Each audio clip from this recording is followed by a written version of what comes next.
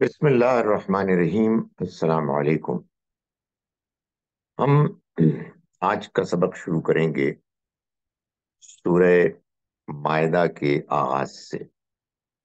آ، سورہ مائدہ سورہ النساء کی جوڑا سورہ ہے، جہاں ہم نے یہ دیکھا کہ سورہ النساء میں اللہ تعالیٰ نے مسلمان معاشرے، صحیح اچھے مسلمان معاشرے کے جو آ، بنیادی آؤٹ لائنز ہیں، خد و خال، ان کو بیان کیا۔ وہاں ہم یہ دیکھیں گے کہ سورہ مائدہ میں اللہ تعالیٰ نے آ، جو اللہ کا پیغام، اس کا دین ہے، اس کی تکمیل کی آیات، یعنی کمپلیشن کی آیات کو بیان کیا ہے۔ اور اسی میں اللہ تعالیٰ نے مسلمانوں سے عہد لیا کہ وہ اللہ کے اس دین کو اختیار کریں گے، اور اگر وہ ایسا کریں گے تو اللہ کی طرف سے ان کو دنیا اور آخرت دونوں میں کامیابی حاصل ہوگی۔ آ، اس بیان میں ہم یہ بھی دیکھیں گے جا بجا کہ اللہ کی طرف سے جو اس قرآن کو ایسے ارینج کیا گیا ہے جیسے کہ وہ اب ہے، اس میں صورتوں کے جوڑا ہونے کی حکمت صاف نظر آتی ہے۔ سو جگہ جگہ اس کا بھی انشاءاللہ ہمیں تجربہ ہوگا۔ بالکل آغاز میں سورہ مبارکہ کے ہم یہ دیکھتے ہیں کہ اللہ تعالیٰ نے وہ بات کہ جو اس سورہ مبارکہ کی ایک اہم اصول کی حیثیت رکھتی ہے، اس کو بیان کیا۔ یا ایھا الذین آمنوا اوفوا بالعقود، ایمان والو تم اپنے عہد، اپنے وعدے پورے کیا کرو۔ یہ ایک عمومی نصیحت بھی ہے، جس کے بارے میں یہ بات قرآن حدیث سے معلوم ہوتی ہے کہ آپ اگر اپنے وعدے پورے کرنے والے نہیں ہیں تو آپ کا دین نہیں، اس لیے کہ دین مبنی ہی اس بات پر ہے کہ آپ نے اللہ سے وعدہ کیا ہے کہ آپ اس کی شریعت پر، اس کے احکام پر عمل کریں گے۔ تو یہ وعدہ نبھانا، یہ دین کی روح ہے، اس کی اسپرٹ ہے۔ اور سورہ مبارکہ کا آغاز اس ہدایت سے ہو رہا ہے۔ اس سے معلوم ہوتا ہے کہ اس سورہ میں اللہ کے ساتھ جو ہمارا عہد ہے، شریعت کا عہد، اس کے ساتھ اس کے پیغام کے ساتھ وفاداری کا عہد، یہ وہ چیز ہے کہ جس کو اس سورہ مبارکہ کے بیان میں ایک نمایاں حیثیت حاصل ہے۔ اس میں اللہ تعالیٰ نے آیت نمبر 3 میں یہ بات بیان کی کہ جو اللہ کی طرف سے جو حرام جانور ہیں ان کو جس طرح سے بیان کیا گیا ہے کہ اس کی تفصیل سامنے آ گئی۔ یعنی عام طور پر آپ دیکھیں گے قرآن مجید میں، سورہ بقرہ میں بھی، سورہ نحل میں بھی آپ کو یہ بیان ملے گا کہ اللہ نے حرام کیا ہے مردار کو، خون کو، سور کے گوشت کو، اور ان جانوروں کو کہ جن کو اللہ کے نام کے علاوہ کسی اور غیر اللہ کے نام پر ذبح کیا گیا۔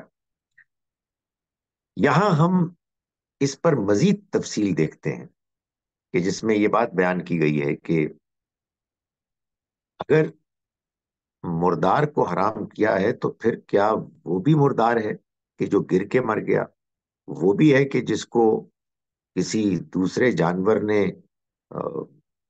اس کی چیڑ پھاڑ کر کے اس کو مارا، کیا وہ بھی مردار ہے؟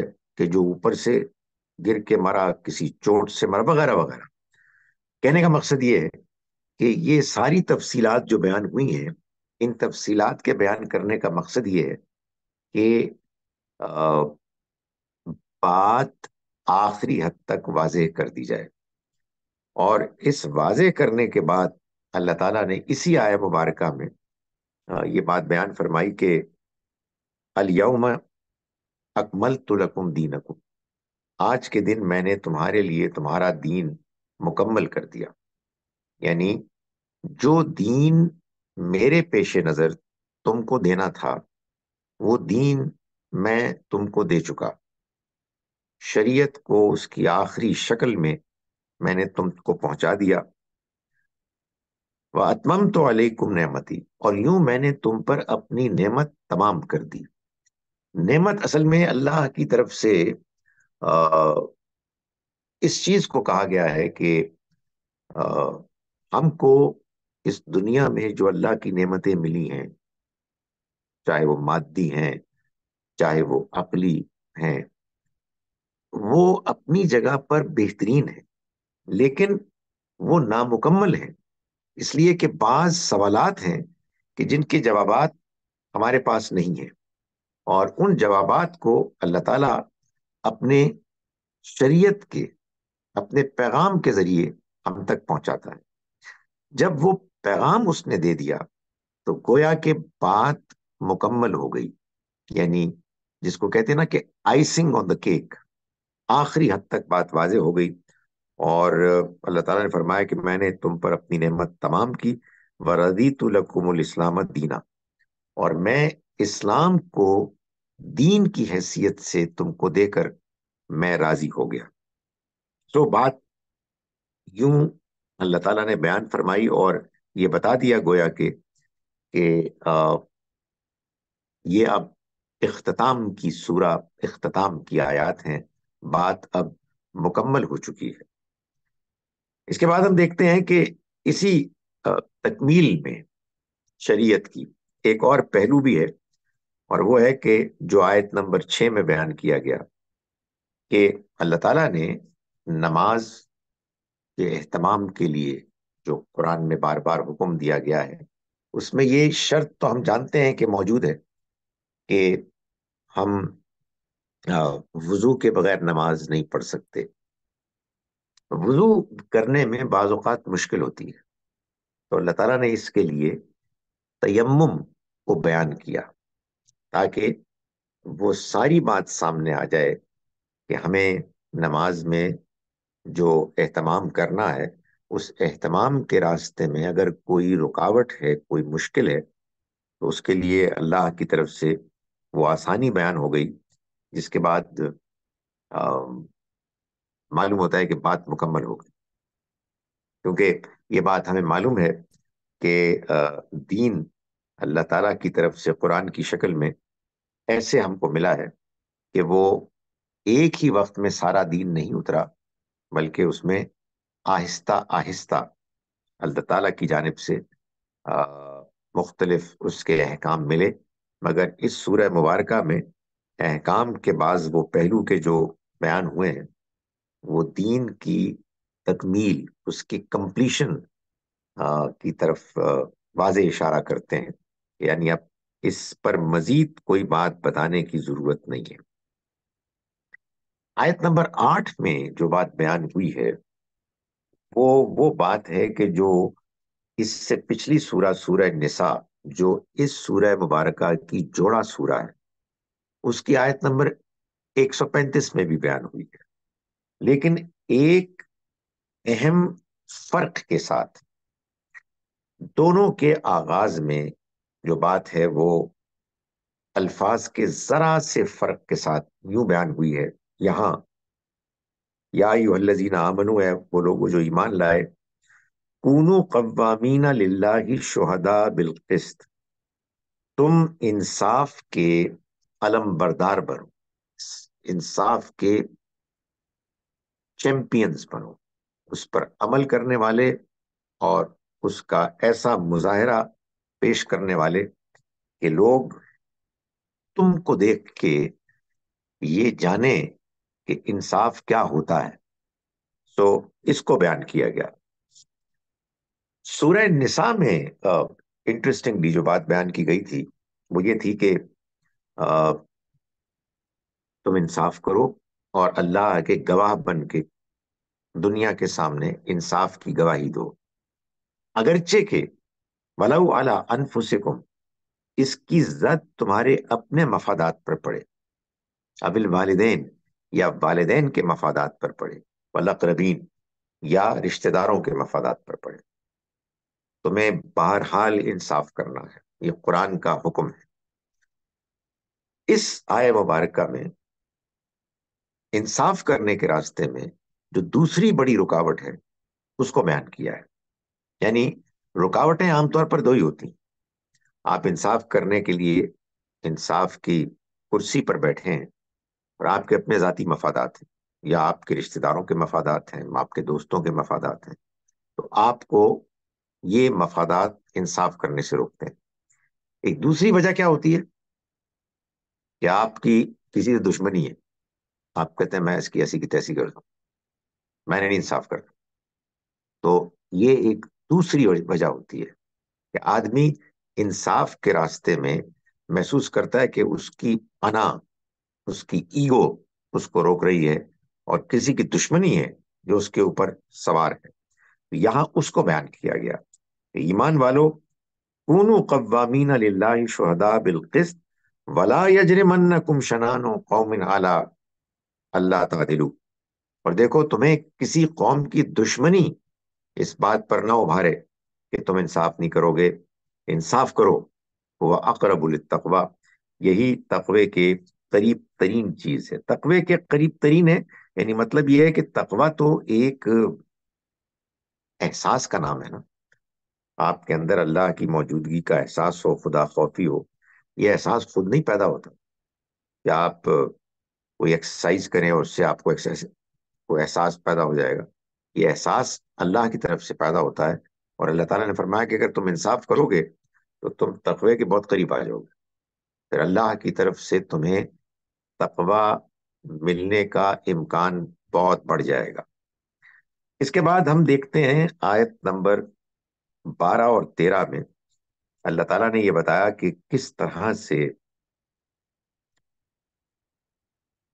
بنی اسرائیل نے، یہود نے اللہ کے ساتھ کی ہوئی جو پرومس تھی، اس کے ساتھ کیا ہوا عہد، اس کو توڑا۔ یہ ظاہر ہے کہ بات اس لیے بیان کی گئی کہ ان کو جو شرف ملا تھا وہ اس سے محروم ہو گئے، اور مسلمانوں کو یہ بتایا جا رہا ہے کہ تم کو اب یہ مقام شرف ملا ہے، تم نے اگر خلاف ورزی کی تو تم بھی محروم کر دیے جاؤ گے۔ تو اس کو اللہ تعالیٰ نے بیان کیا کہ وَلَقَدْ أَخَذَ اللَّهُ مِيثَاقَ بَنِي اسرائیل، اور اللہ نے بنی اسرائیل سے عہد لیا، وَبَعَثْنَا مِنْهُمُ اثْنَيْ عَشَرَ نَقِيبًا، اور ہم نے ان میں 12 نقیب، ان کے ذمہ دار، آپ کہیے مانیٹرز، مقرر کیے، جو ان کے مختلف جو قبائل، جو قبیلے تھے 12، ان کے ان میں سے ایک ایک کی نمائندگی کر رہا تھا۔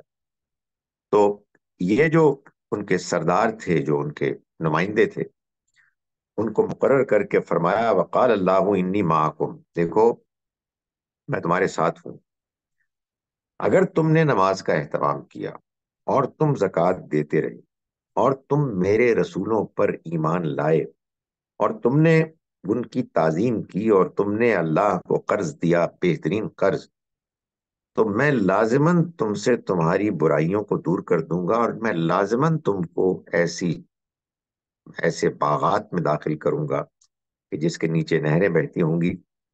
پھر جو کوئی اس کے بعد منکر ہوا، یعنی اپنے عمل سے، تو وہ گویا کے سیدھے راستے سے پھٹک گیا۔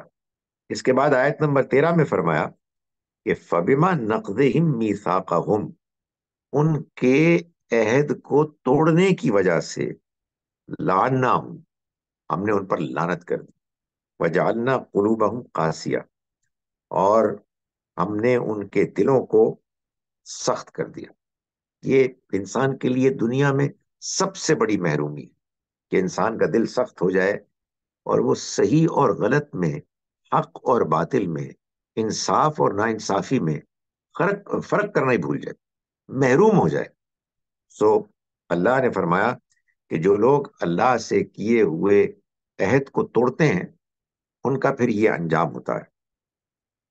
فرمایا اس کا نتیجہ یہ نکلا کہ وہ آ، اللہ کے کلام کو جہاں وہ بیان ہوا ہے وہاں سے اٹھا کے کہیں اور لے جاتے، اپنی مرضی سے کلام کو ہٹا دیتے، اس کی غلط انٹرپریٹیشن کرتے، اور وَنَسُوا حَظًّا مِّمَّا ذُكِّرُوا بِهِ، اور جو ان کو یاد دہانی کرائی گئی تھی، جو ان کو نصیحت کی گئی تھی، اس کا ایک بڑا حصہ وہ بھول گئے.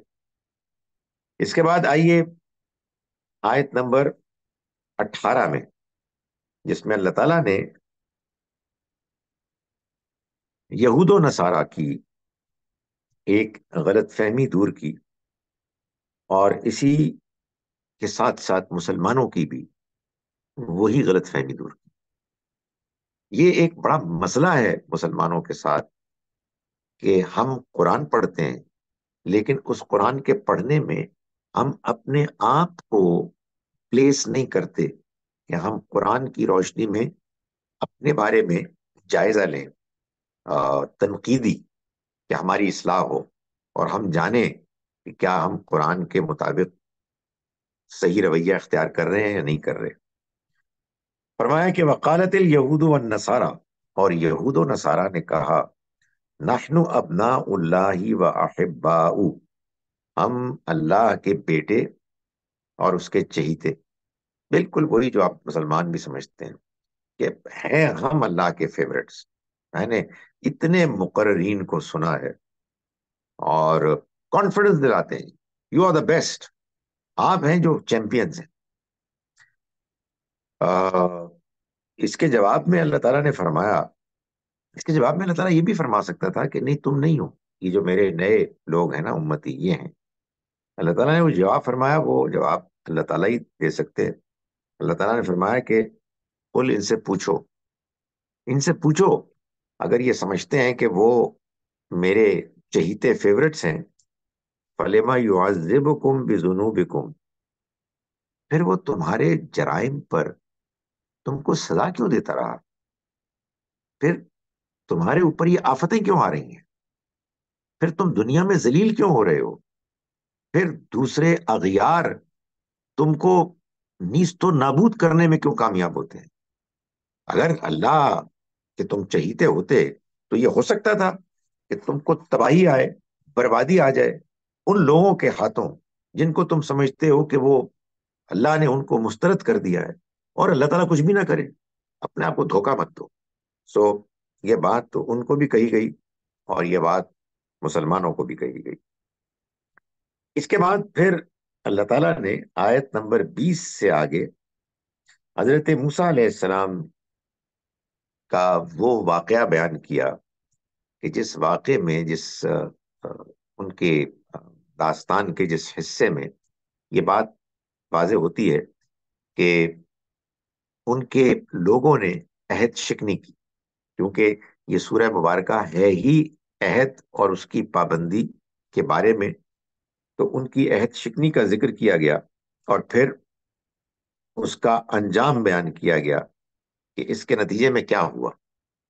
جب موسیٰ علیہ السلام کی موجودگی میں انہوں نے اللہ کی طرف سے آئے ہوئے حکم، جہاد کے حکم کو نظر انداز کیا، اور انہوں نے کہا کہ وہ بات کہ جو ظاہر ایک مشہور بات ہے ان کی، کہ انہوں نے کہا کہ یہ جو آپ ہمیں کہہ رہے ہیں کہ اس مقدس جگہ پر تم داخل ہو جاؤ، تو انہوں نے اس پہ کہا کہ نہیں، ہم ہرگز داخل نہیں ہوں گے. آپ جائیے، اذهب انت و ربک، اور آپ کا رب جائے، انا ہا ہونا قائدون، ہم تو یہاں ہی بیٹھے ہیں، ہم نہیں جا سکتے.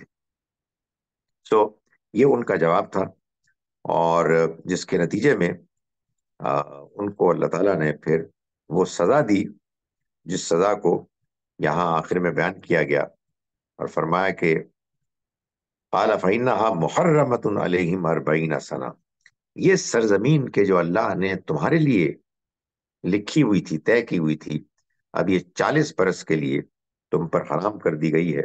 یتیہون فی الارض، یہ لوگ زمین میں بھٹکتے پھریں گے۔ فلا تأس علی القوم الفاسقین، اور تم نافرمان لوگوں پر افسوس نہ کرو، ان کا غم نہ کرو۔ تو یہ ظاہر ہے کہ وہی اللہ کا عہد ہے کہ جو جب وہ اپنے بندوں سے لیتا ہے اور پھر اگر وہ اس کے عہد شکنی کرتے ہیں تو پھر ان کو سزا بھی ملتی ہے۔ اس کے بعد واقعہ بیان ہوا ہے حابیل و قابیل کا، آیت نمبر 27 سے لے کے آیت نمبر 31 تک۔ اس واقعے میں یہ بات بتائی گئی ہے کہ اللہ تعالیٰ نے آدم علیہ السلام کے 2 بیٹوں حابیل و قابیل سے اس بات کا تقاضا کیا کہ وہ اپنی اپنی قربانیاں پیش کریں، اپنے اپنے نذرانے پیش کریں اللہ کے حضور میں۔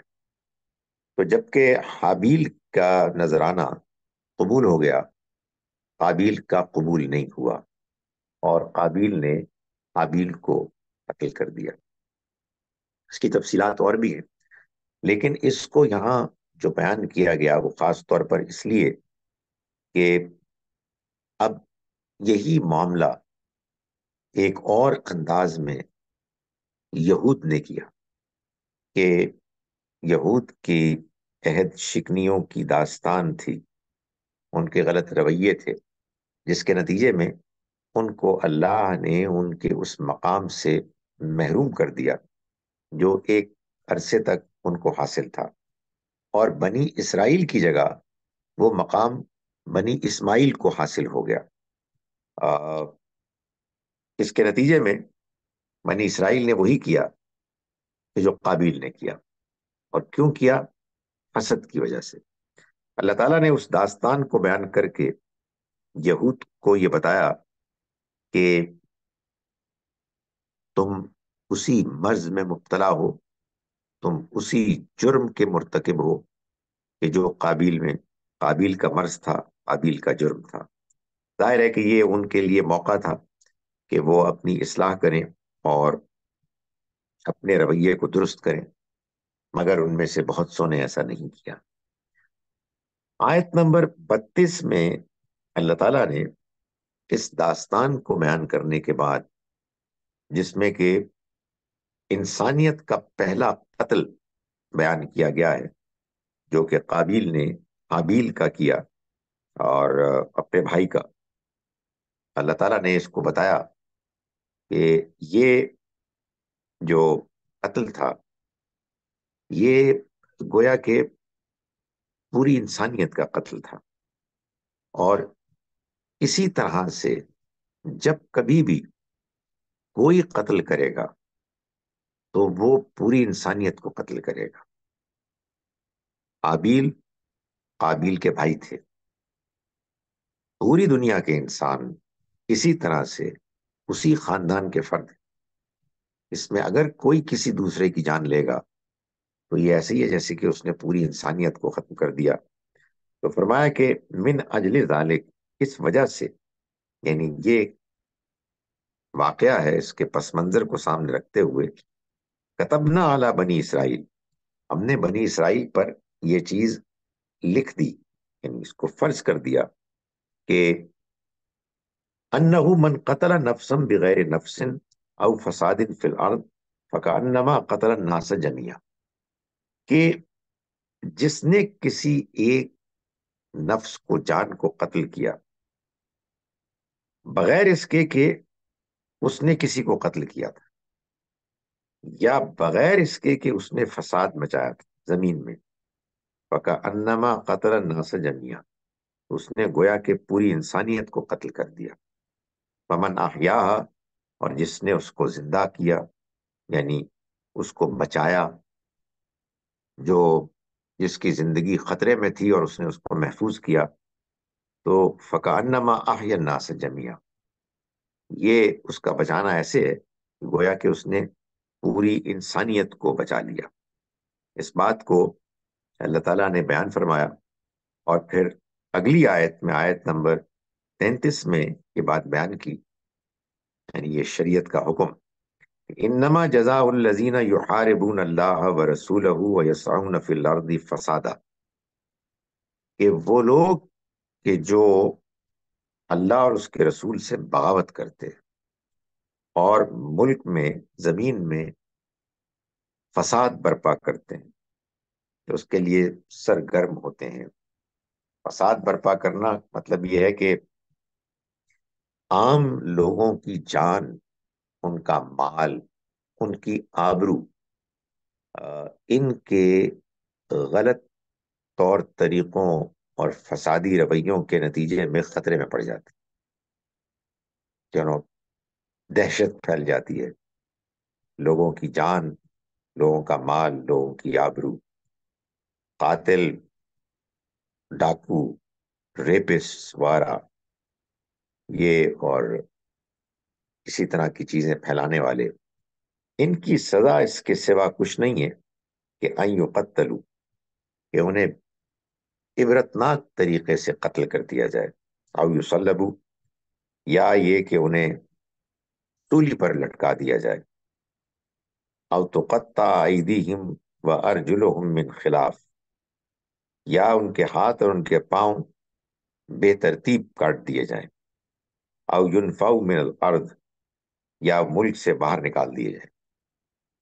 یہ ان کی سزا ہے، یہ ان کے لیے اس دنیا میں رسوائی ہے، وَلَهُمْ فِي الْآخِرَةِ عَذَابٌ عَظِيمٌ، اور آخرت میں ان کے لیے بڑا عذاب۔ یہ بات بیان کرنے کے بعد آگے چل کے اللہ تعالیٰ شریعت کا ایک اور حکم بیان کر رہے ہیں، چور کی سزا کا۔ فرمایا کہ وَالسَّارِقُ وَالسَّارِقَةُ فَاقْطَعُوا أَيْدِيَهُمَا، اور چور مرد ہو اور چور عورت، دونوں کے ہاتھ کاٹ دو، جزاء بما کسبا، یہ ان کے کیے کے نتیجے میں، نکالا من اللہ، اللہ کی طرف سے عبرتناک سزا کے طور پر، واللہ عزیز الحکیم، اور اللہ غالب اور حکمت والا ہے۔ یعنی اللہ تعالیٰ ہے جو فیصلہ کرتا ہے، اس کی مرضی ہے، وہ غالب ہے اور وہ حکمت والا ہے، اس کا کوئی فیصلہ حکمت سے خالی نہیں ہوتا۔ ہمارے ہاں آج اس کو ایک بڑی ناپسندیدہ چیز سمجھی جاتی ہے، لیکن چوری کو کوئی زیادہ برا نہیں سمجھا جاتا۔ یہ ظاہر ہے کہ ایک ذہن، ایک سوچ کا وہ معیار ہے کہ جو اب بدل گیا ہے۔ یعنی اگر کسی معاشرے میں چوری کی سزا کا ایک واضح ڈیٹرنٹ موجود ہو، اس کے نتیجے میں لوگوں کو معلوم کہ اگر انہوں نے یہ حرکت کی تو وہ ہو جائے گا، تو چوری ختم ہو جائے گی۔ لیکن ہمارے ہاں یہ ایک ہے الگ سے ایک بہت ہی اہم بات، کہ جب آپ کسی چیز کا پروپیگنڈا کرتے ہیں آرگنائزڈ، اور اس کو ڈرامٹائز کرتے ہیں، اس کو بیان کرتے ہیں، کوئی بات بھی ہو، باطل سے باطل بات بھی ہو، لوگوں کا ذہن خراب ہو جاتا ہے، لوگ برین واشڈ ہو جاتے ہیں۔ یہ جو ہیومن رائٹس کا یہ پہلو ہے کہ وہ ان سزاؤں کو برا سمجھتے ہیں، میں نے دیکھا ہے کہ مسلمان بھی اب اس سے متاثر ہیں کہ ہاں یار یہ کچھ بات تو عجیب سی لگتی ہے۔ یعنی ایک کٹا ہوا ہاتھ تو لوگوں کے لیے ایک ناقابل قبول چیز ہے، لیکن لوگوں کا مال چوری ہو، لوگ خوف زدہ ہوں، جو مال انہوں نے کمایا ہے وہ کوئی اور اٹھا کے لے جائے، یہ ہوتا رہے، اس پہ زیادہ کوئی پریشانی نہیں ہے۔ یہی وہ شفٹ ہے کہ جو ایک خاص طرح کے ماحول میں، ایک خاص پروپیگنڈے کی فضا میں چیزوں کو ڈرامٹائز کرنے کے نتیجے میں پیدا ہو جاتا ہے۔ لیکن اللہ کا کلام ایک ابدی قیامت تک کے لیے ہے، جو اپنی بات کو کہتا رہے گا اور یہ بات واضح کرتا رہے گا کہ بہرحال چوری ناقابل برداشت ہے، اگر کوئی شخص کرے گا تو پھر اس کو عبرتناک سزا ملے گی۔ اس کے بعد اللہ تعالیٰ نے ایک بات بیان فرمائی جو بڑی اہم بات ہے، اور وہ یہ ہے کہ یہ یہودی جو یہاں موجود تھے مدینہ میں، یثرب میں، یہ اپنے مقدمے لے کر نبی صلی اللہ علیہ وسلم کے پاس آتے تھے اور آپ سے فیصلہ کرنے کی فرمائش کرتے تھے۔ اللہ تعالیٰ نے فرمایا کہ آپ کی کوئی ذمہ داری نہیں ہے کہ آپ ان کے آ، مقدموں کے فیصلے کریں، چاہیں تو کر دیں، چاہیں تو نہ کریں۔ آپ کو انہوں نے پیغمبر تو مانا نہیں ہے، تو پھر یہ آپ کے پاس فیصلے کرانے کے لیے آئے ہیں، یہ آپ کی کوئی ذمہ داری نہیں ہے۔ لیکن اگر آپ فیصلہ کریں تو پھر انصاف پر مبنی فیصلہ ہونا چاہیے۔ مگر اگلی آیت میں بڑی اہم بات، آیت نمبر 43 میں یہ فرمائی کہ وَكَيْفَ يُحَكِّمُونَكَ، اور یہ آپ کو حکم، فیصلہ کن اتھارٹی کیسے بنا سکتے ہیں؟ وَعِندَهُمُ التَّوْرَاتُ، جبکہ ان کے پاس تورات ہے، فِيهَا حُکْمُ اللَّهِ، جس میں اللہ کا حکم ہے۔ ہمارے تو لوگ کہتے ہیں کہ یہ تورات انجیل جو ہے نہیں پڑھنی چاہیے۔ اللہ تعالیٰ نے فرمایا کہ ان کے پاس تورات ہے، اس میں اللہ کا حکم ہے۔ ثُمَّ يَتَوَلَّوْنَ مِن بَعْدِ ذَلِكَ، پھر وہ اس کے باوجود منہ موڑ لیتے ہیں۔ وَمَا أُولَٰئِكَ بِالْمُؤْمِنِينَ، یہ مومن نہیں ہے۔ یعنی مطلب یہ ہے کہ وہ لوگ کہ جو نبی صلی اللہ علیہ وسلم کو نہیں مانتے تھے، ان کے بارے میں اللہ تعالیٰ نے یہ فرمایا کہ یہ مومن نہیں ہے، اس وجہ سے نہیں کہ وہ حضور کو نہیں مانتے تھے، بلکہ اس وجہ سے کہ وہ جس کتاب کو اللہ کی کتاب مانتے تھے، اس کتاب پر عمل کرنے اور اس کے مطابق فیصلہ کرنے کے لیے تیار نہیں تھے۔ تو اصل میں یہ وہ چیز ہے کہ جو بے ایمانی ہے، جو کفر ہے، کہ آپ ایک چیز کو مانتے ہیں لیکن اس کے باوجود اس کو حقیقت میں ماننے اور اس کے مطابق اپنے عمل کو ڈھالنے کے لیے تیار نہیں۔ اس کے بعد آیات 44، 45 اور 47 میں اللہ تعالیٰ نے یہ بات بڑے واضح انداز میں بیان کی ہے کہ یہ جو لوگ اپنے آپ کو صاحب ایمان مانتے ہیں اور اس کا دعویٰ کرتے ہیں کہ وہ ایمان لائے ہوئے ہیں، لیکن اس کے باوجود اللہ کے دین، اس کے احکام سے انہیں کوئی دلچسپی نہیں ہے، ان کے بارے میں یہ فرمایا کہ وَمَن لَّمْ يَحْكُم بِمَا أَنزَلَ اللَّهُ، جو اللہ کی اتاری ہوئی شریعت کے مطابق فیصلہ نہ کریں، جو اللہ نے نازل کیا ہے اس کے مطابق معاملات کے فیصلے نہ کریں، فرمایا فَأُولَٰئِكَ هُمُ الْكَافِرُونَ، وہی لوگ کافر ہیں۔ یہ فرمایا آیت نمبر 44 میں۔ اسی بات کو دہرایا آیت نمبر 45 میں، فَأُولَٰئِكَ هُمُ الظَّالِمُونَ، یہی لوگ ظالم ہیں۔ پھر فرمایا آیت نمبر 47 میں، فَأُولَٰئِكَ هُمُ الْفَاسِقُونَ، یہی لوگ فاسق ہیں۔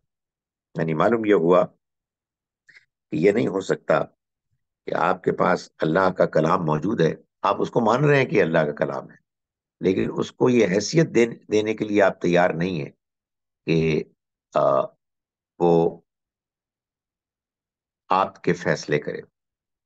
سو اس کو اللہ تعالیٰ نے یہ بیان فرما دیا کہ جو یہ رویہ اختیار کرتا ہے وہ کافر ہے، وہ ظالم ہے، وہ فاسق ہے۔ آ، آیت نمبر 48 میں، 48 میں اللہ تعالیٰ نے یہ بتایا کہ یہ جو اہل کتاب میں لوگ ہیں، یہ اپنی منمانی کر رہے ہیں اور آپ کی طرف آئے ہوئے نازل ہونے والے پیغام کو وہ نظر انداز کر رہے ہیں۔ آپ اس کی پرواہ نہ کریں، آپ اپنی بات پیش کرتے رہیں۔ اور اللہ نے مختلف گروہوں کو مختلف شریعتیں، احکام دیے ہیں۔ فرمایا وَلَوْ شَاءَ اللَّهُ لَجَعَلَكُمْ أُمَّةً وَاحِدَةً، اگر اللہ چاہتا تو سب کو ایک ہی امت بنا دیتا، لیکن اللہ نے یہ نہیں چاہا۔ ولیکن لیبلوکم فیما آتاکم، وہ کیا کر رہا ہے کہ وہ آزما رہا ہے تم کو اس میں جو اس نے تم کو دیا. یعنی لوگوں کے پاس اپنے اپنے شریعتیں ہیں، اپنے اپنے احکام ہیں، اس پر عمل کر رہے ہیں. بعض اوقات لوگ کسی نئے پیغام کو نہیں مانتے، اس لیے کہ وہ اپنے پیغام میں اتنے زیادہ انوالو ہو گئے ہیں، اتنے ڈیپ چلے گئے ہیں کہ انہیں کوئی دوسری بات متوجہ نہیں کرتی. یہ اللہ کی طرف سے امتحان ہے. اگر یہ اختلافات نہ ہوتے تو معلوم کیسے ہوتا کہ کون سنسیئر ہے اور کون سنسیئر نہیں ہے؟ سو یہ سب کچھ اللہ کی طرف سے ہے. فرمایا کہ الی اللہ مرجعکم جمیعاً، اللہ ہی کی طرف تم سب کا لوٹنا ہوگا. فینبئکم، پھر وہ تم کو بتا دے گا، بما کنتم فیہ تختلفون، ان چیزوں کے بارے میں جن میں تم اختلاف کرتے تھے. اس کے بعد آئیے جناب آیت نمبر 51، جس میں جو بات بیان کی گئی ہے وہ ہمارے ہاں بہت مشہور ہے. فرمایا کہ یا ایھا الذین آمنوا، ایمان والو، لا تتخذوا الیہود والنصارى اولیاء، تم یہود و نصارہ کو اپنا دوست نہ بناؤ. بعضهم اولیاء بعض، یہ ایک دوسرے کے دوست ہیں. ومن یتولہم منکم فانہ منہم، جو ان کو اپنا دوست بنائے گا وہ انہی میں سے ہوگا، یعنی وہ انہی کی کیٹیگری کا مانا جائے گا. اس وجہ سے ہمارے یہاں لوگ کہتے ہیں کہ جیوز اور کرسچنز کے ساتھ دوستی نہیں ہو سکتی. گزارش یہ ہے کہ اسی سورہ میں، سورہ مائدہ میں نے وہ آیت پڑھی نہیں، لیکن بہرحال اس کا ذکر ہے بالکل شروع میں، غالباً آیت نمبر 4 ہے کہ اہل کتاب کی پاک دامن عورتیں تمہارے لیے جائز ہیں، ان سے نکاح ہو سکتا ہے. تو ان سے نکاح ہو سکتا ہے، لیکن نکاح کے بعد دوستی نہیں ہو سکتی، اچھے تعلقات نہیں ہو سکتے. کیا مطلب ہے؟ اللہ تعالیٰ نے خود فرمایا ہے سورہ روم میں کہ اس نے یہ جو جوڑے بنائے ہیں، شوہر بیوی، اللہ کا فضل ہے کہ اس نے ان کے اندر مودتم و رحمہ، ایک دوسرے کے لیے محبت اور رحمت رکھی ہے. وہاں آپ یہ فرما رہے ہیں، یہاں یہ فرما رہے ہیں کہ آپ دوستی نہ کریں. کیا معاملہ ہے؟ اچھا دوستی نہیں کریں گے تو پیغام کیسے پہنچائیں گے؟ یعنی ہمسائے ہیں، رشتہ دار ہیں، ماں باپ آپ کے ہو سکتے ہیں کہ اہل کتاب یہود و نصارہ ہوں. اس میں ہمارے ہاں لوگ بڑی عجیب و غریب باتیں کرتے ہیں کہ نہیں دوستی نہیں ہو سکتی لیکن حسن سلوک ہو سکتا ہے. بھئی بات یہ ہے کہ میاں بیوی میں بھی یہی معاملہ ہے. تو بات یہ ہے کہ یہ جو یہاں اس آیت میں بات بیان ہوئی ہے، الیہود اور النصارہ، ان سے دوستی نہیں ہو سکتی، اس میں الف لام لگا ہوا ہے. الف لام ایسے ہی ہوتا ہے جیسے انگریزی میں، انگلش میں دا ہوتا ہے. The Jews, the Christians. The Jews, the Christians, الیہود النصارہ کے دو مطلب ہو سکتے ہیں. اس کے دو امکانات ہیں. ایک امکان یہ ہے کہ آپ کہیں سارے یہودی، سارے نصرانی، جیسا کہ ہمارے یہاں بہت سے مسلمان مانتے ہیں. یا اس کا دوسرا مطلب ہو سکتا ہے کہ یہ والے یہودی اور یہ والے نصرانی، یہ بھی ایکولی اس کا وہ پاسبل مطلب ہے. اس کا بھی امکان اتنا ہی ہے. فیصلہ کیسے ہوگا؟ سیاق سباق سے. اگر کوئی چیز ایسی ہے سیاق سباق میں کہ جو اس بات کو طے کر لے کہ یہاں اصل میں یہ یہودی اور یہ نصرانی ہے، تو مفہوم طے ہو جائے گا. تو آئیے ذرا آگے چلتے ہیں اور دیکھتے ہیں آیت نمبر 57 میں اللہ تعالیٰ فرما رہے ہیں 57 میں کہ یا ایھا الذین آمنوا، ایمان والو، لا تتخذوا الذین اتخذوا دینکم ہزوا ولعبا من الذین اوتوا الکتاب من قبلکم والکفار اولیاء. ایمان والو، ان لوگوں کو اپنا دوست نہ بناؤ جنہوں نے تمہارے دین کو مذاق اور کھیل بنا لیا ہے، ان لوگوں میں سے جن کو تم سے پہلے کتاب دی گئی، اور نہ کفار کو۔ تو مسئلہ حل ہو گیا۔ تو معلوم یہ ہوا کہ کچھ اہل کتاب ایسے تھے کہ جو دین کا مذاق اڑاتے تھے۔ جو مذاق اڑائے گا ہمارا دوست کیسے ہو سکتا ہے؟ وہ نام نہاد مسلمان بھی ہو، تمہارا دوست کیسے ہو سکتا ہے؟ لیکن جو مذاق نہیں اڑاتا، جو احترام کرتا ہے، اس کو دوست نہ بنانے کی کیا وجہ ہے؟ تو یہ ہمارے یہاں ایک مشہور غلط فہمی ہے، انفارچونیٹلی، جس کے نتیجے میں ایک عجیب و غریب رویہ پیدا ہوتا ہے۔ آپ یہود و نصارہ کے ملک میں رہ رہے ہوتے ہیں، لیکن ایک مسٹیریس سے آپ کا رویہ ہوتا ہے، ایک عجیب و غریب رویہ ہوتا ہے، کہ جس میں جو زیادہ دیندار ہوتے ہیں وہ بالکل ہی ان سے دلچسپی نہیں لیتے، جو کم ہوتے ہیں وہ بیچارے اندر ہی اندر سوچ رہے ہوتے ہیں کہ کیا منافقت کر رہے ہیں۔ یہ کوئی ایسی بات نہیں، دین کے ساتھ کمٹمنٹ ہونی چاہیے، اور اگر کوئی دین کا مذاق اڑائے گا تو اس سے دوستی نہیں ہو سکتی۔ اس کے بعد اللہ تعالیٰ نے یہ بات واضح فرمائی مسلمانوں کو بھی اور اہل کتاب کو بھی، کہ اگر وہ اللہ کے دین کے ساتھ وفادار ہوں گے اور اس پر عمل کریں گے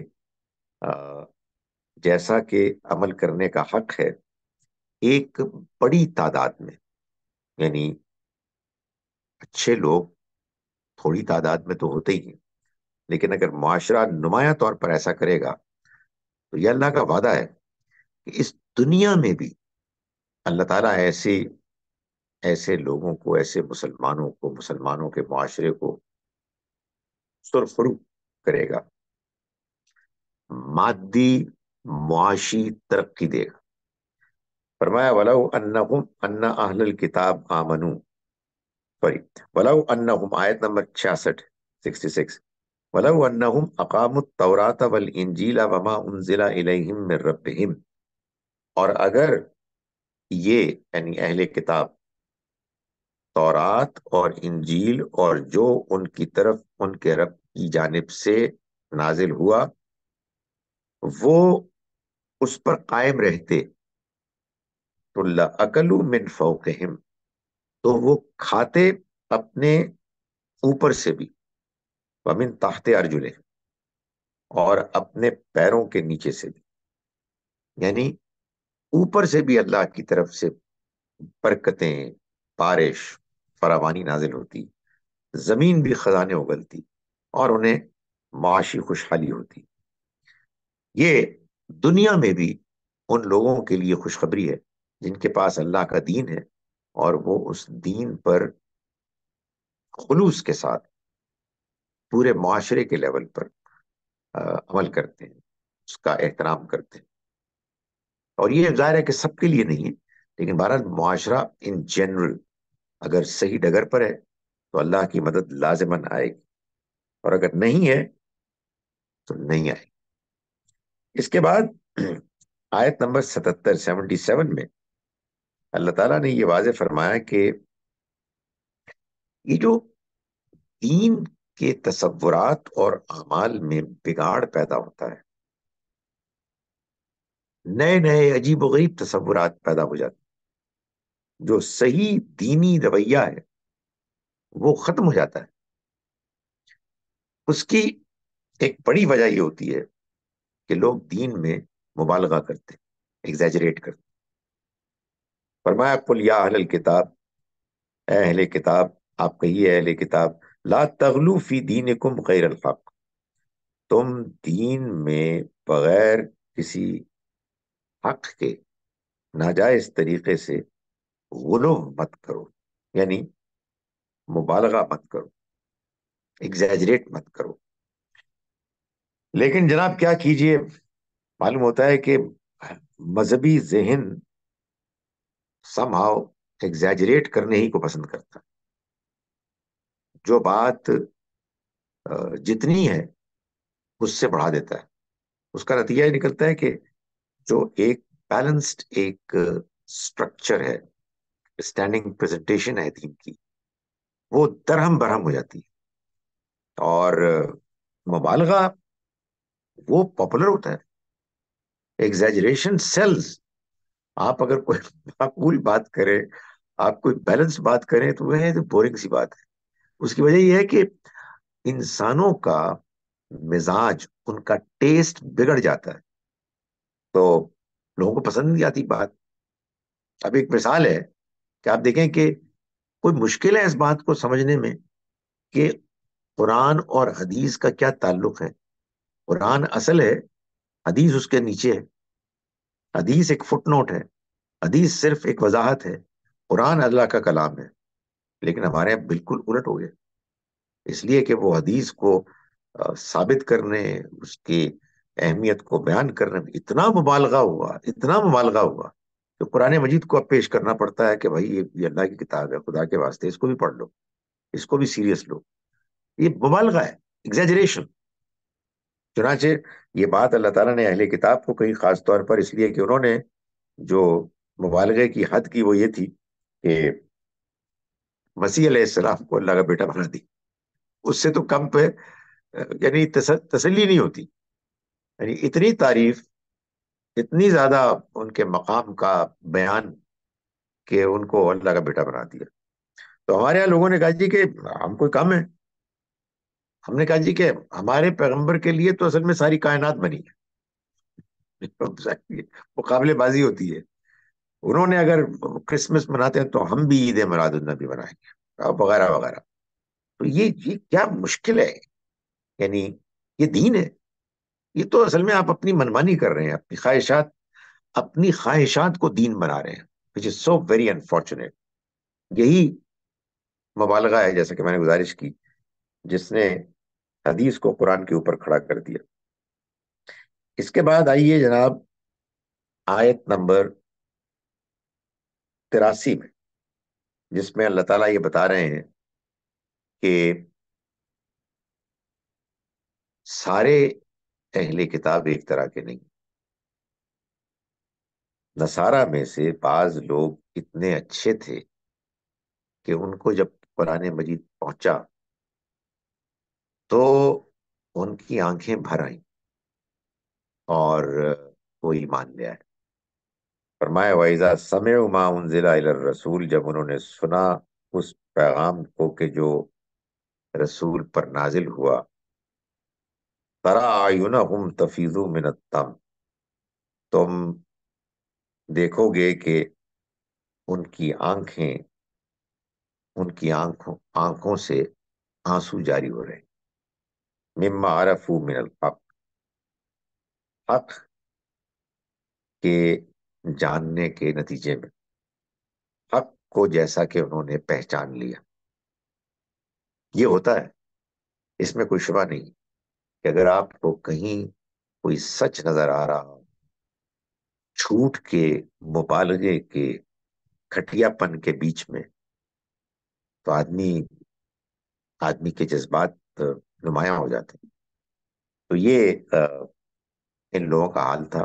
ظاہر ہے کہ بہت سے لوگوں نے انکار کیا، بہت سے لوگ سازش کر رہے تھے، لیکن درمیان میں یہ اچھے لوگ تھے کہ جنہوں نے جب اللہ کا پیغام سنا تو انہوں نے کہا کہ یہ تو وہی پیغام ہے کہ جو پیغام ہم کو کہا گیا تھا کہ ہم اس کو مانیں اور اس کے بارے میں دوسرے لوگوں کو بھی آگاہ کریں. سورہ مائدہ آیت نمبر 86 پر مکمل ہو جاتی ہے. کہنے کا مقصد یہ ہے کہ جو مضامین اس میں بیان ہونے تھے وہ ہو گئے.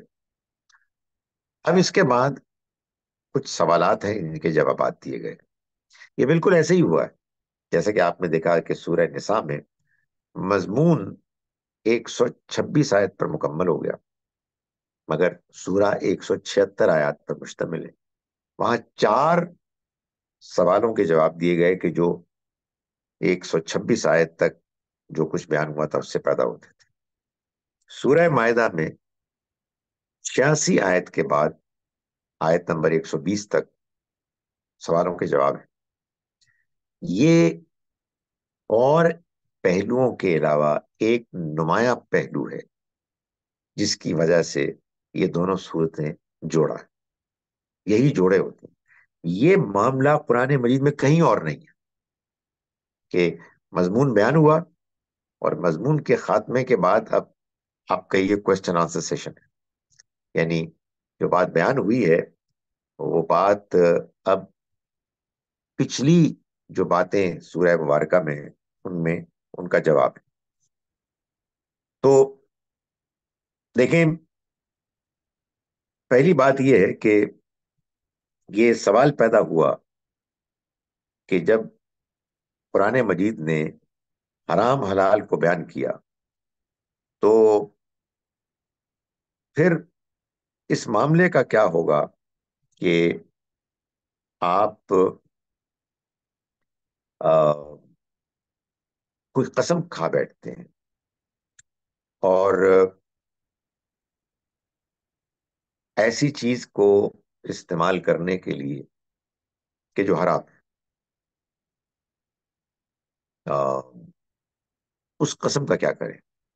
تو اللہ تعالیٰ نے یہ فرمایا کہ لا یؤاخذکم اللہ باللغو فی ایمانکم، اللہ تمہارے لغو قسموں پر مواخذہ نہیں کرے گا، لیکن اگر تم نے کوئی قسم کھائی ہے سوچ سمجھ کے اور اس کو توڑنا لازم ہے، ظاہر ہے کہ اگر آپ نے کوئی حرام کام کرنے کے لیے، حرام چیز کھانے کے لیے قسم کھائی ہے تو پھر اس کو آپ کو توڑنا ہے۔ قسم کو توڑا جا سکتا ہے جی، اگر آپ نے کسی ناجائز کام کے لیے کھائی ہے، کہ کرنے کے لیے کھائی ہے، تو توڑنا پڑے گا، اور اس کا کفارہ ہوگا اطعام عشرتی مساکین من اوسط ما تطعمون اہلیکم، 10 مسکینوں کو ایسا کھانا کھلانا کہ جو عام طور پر تم اپنے گھر والوں کو کھلاتے ہو، او کسوتہم، یا پھر ان کو لباس دینا، کپڑا دینا، او تحریر رقبہ، یا کسی غلام کو آزاد کرنا، فمن لم یجد، تو جو یہ ان میں سے کچھ نہ کر سکے، بس سیام الثلاثت ایام، تو 3 روزے رکھنا۔ یہ پہلے سوال کا جواب۔ دوسرا سوال یہ پیدا ہوا جس کا جواب آیت نمبر 90 91 میں دیا کہ سورہ مبارکہ میں حرام چیزیں بیان کر دی گئی، یعنی مردار کا گوشت، خون، سور کا گوشت، اور غیر اللہ کے نام پر ذبح کیا گیا گوشت، تو یہ سب حرام ہے، تو پھر شراب کا کیا معاملہ ہے، جوئے کا کیا معاملہ ہے؟ تو اس کو اللہ تعالیٰ نے آیت نمبر 90 اور 91 میں واضح کر دیا کہ یہ بھی حرام ہے۔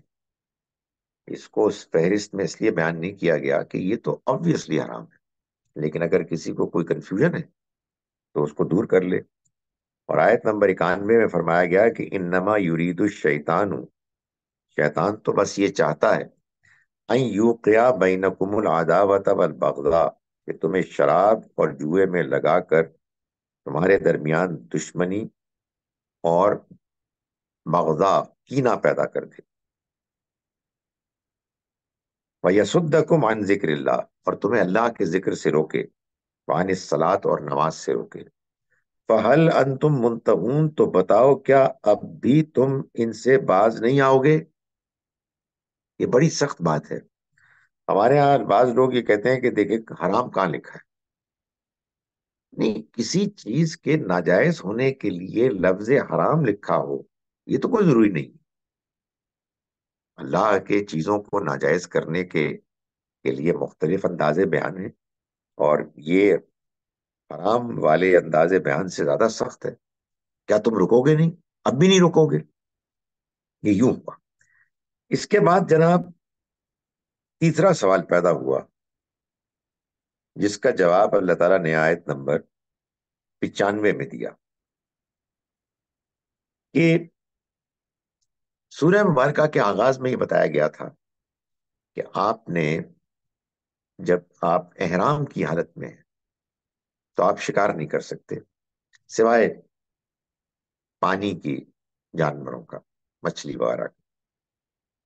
تو اب یہ سوال پیدا ہوا کہ اگر یہ بات یوں ہے تو اس کی خلاف ورزی ہو جائے تو پھر کیا کیا جائے؟ تو اس کو اللہ تعالیٰ نے پھر بیان کیا کہ یعنی کوئی اگر احرام کی حالت میں شکار کر بیٹھے تو پھر اس کی اس غلطی کی تلافی کیسے ہوگی. اس کے بعد ایک اور سوال پیدا ہوا جس کا جواب آیت نمبر 103 میں دیا گیا. مسئلہ یہ پیدا ہو گیا کہ یہ جو بات کی گئی کہ کچھ چیزیں محترم ہیں، جیسے وہ جانور کے جو ہدی کے جانور ہیں جو قربانی کے لیے حج اور عمرے کے موقع پہ لے جائے جاتے تھے، ابھی بھی ہو سکتا ہے لیکن اب انفارچونیٹلی یہ طریقہ ترک ہو گیا اور معاشرت ایسی آ گئی کہ اس میں اب ایسا ہوتا نہیں. تو سوال یہ پیدا ہوا کہ یہ تو ہیں محترم جانور، لیکن وہ دوسروں کے بارے میں کیا کیا کیا جائے؟ یعنی وہ بحیرہ، وہ صائبہ، وہ وسیلہ، وہ حام، ان کے بارے میں کیا حکم ہے؟ یہ اس زمانے میں کچھ عربوں کے ہاں مشرکانہ بدعتیں تھیں کہ بعض جانوروں کے بارے میں یہ نظریہ بن گیا تھا کہ یہ بھی محترم ہے. تو اللہ تعالیٰ نے فرمایا کہ نہیں، ان میں سے کوئی چیز محترم نہیں، یہ تو مشرکین کے ہاں سے چلی ہوئی وہ روایتیں جن کا اللہ کے دین سے کوئی تعلق نہیں. اس کے بعد یہ سوال پیدا ہوا کہ آیت نمبر 106 میں جس کا جواب دیا گیا کہ اللہ تعالیٰ نے یہ بات بیان کی وصیت کے سلسلے میں. جو جو گواہی کا ذکر تھا شروع میں، اس میں یہ سوال پیدا ہوا کہ یہ جو گواہی ہے، وصیت جب ہو رہی ہو تو اس موقع پر، اور وصیت کا ذکر آیا ہے کہ جب کوئی مرنے کے قریب ہو اور اس کو وصیت کرنی ہو تو سورہ بقرہ میں بھی اس کا ذکر ہے، لیکن یہاں اس کو اور آگے بڑھا کر تفصیل سے بیان کیا. تو اس کا کیا معاملہ ہے؟ اس میں بھی جو گواہی ہے وہ اسی نوعیت کی ہے، اس گواہی کا یہاں بھی اطلاق ہوگا تو اس کو بیان کیا گیا. اب یہ جو آخری بات ہے گواہی کی، اس سے یہ مضمون سورہ مبارکہ کے بالکل آخر میں پیدا ہو گیا کہ وہ جو بڑی گواہی ہے جو قیامت کے روز ہوگی، وہ کس نوعیت کی ہوگی.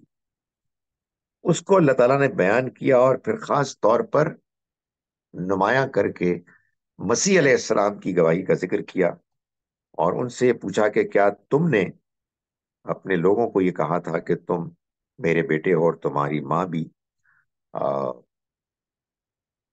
اسی طرح سے ڈیوائن ہے، اس کے بارے میں بھی یہی الوہیت کا فیصلہ ہے؟ تو وہ جواب دیں گے کہ نہیں، میں نے ایسا ہرگز نہیں کہا تھا، جو تو نے مجھے کہا تھا میں نے ان کو بتا دیا تھا، جب تو نے مجھے اپنے پاس بلا لیا پھر تو ہی ان کا نگران تھا. لیکن ان لوگوں کے بارے میں بھی آخر میں یہ بات کہی مسیح علیہ السلام نے، وہ جو شرک کر چکے تھے کہ وَإِن تَغْفِرْ لَهُمْ إِن تُعَذِّبْهُمْ فَإِنَّهُمْ عِبَادُكَ، اگر تو ان کو عذاب دے تو وہ تیرے بندے ہیں، لیکن اگر تو ان کو معاف کر دے تو تو زبردست ہے، حکمت والا ہے. اس کے بعد آخر میں اللہ تعالیٰ فرماتے ہیں کہ هَذَا يَوْمُ يَنْفَعُ الصَّادِقِينَ صِدْقُهُمْ، آج کا دن وہ دن ہے، قیامت کا دن، جبکہ سچوں کو ان کی سچائی کا پورا پورا بدلہ ملے گا. سو یعنی اللہ کا جو فیصلہ ہے وہ حق پر مبنی ہوگا، انصاف پر مبنی ہوگا، سچائی پر مبنی ہوگا.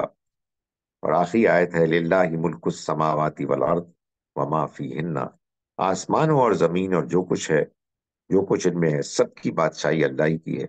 وہو علی کل شیء قدیر، اور وہ ہر چیز پر قدرت رکھتا ہے. اقول قولی ھذا واستغفر اللہ لی ولکم ولسائر المسلمین والمسلمات.